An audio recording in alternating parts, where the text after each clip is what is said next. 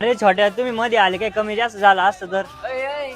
अरे आपल्या ओळखीचे एवढा दिवस कुठं आता ह्यो लय मोठा झाला.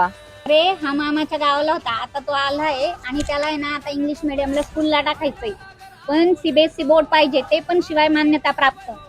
अहो आम्ही असं तुम्ही टेन्शन घेता, आहे ना आपल्या अकोल्यात सीबीएसई मान्यता प्राप्त शाळा परफेक्ट इंग्लिश मीडियम स्कूल. चला मग तुम्हाला घेऊन जातो, चला. कशी मग शाळा वाढलं नाही तिला झापक झुपक.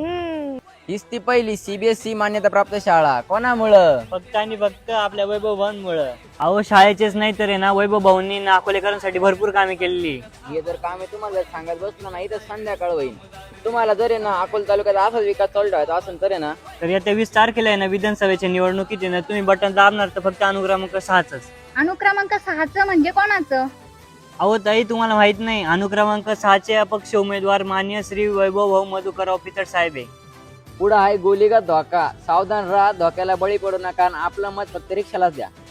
तुम्ही अजिबात काळजी करू नका, माझं मत फक्त विकासाचं आणि कामाचं एकच नाव म्हणजे माननीय श्री वैभव मधुकरराव पिचड साहेब यांनाच.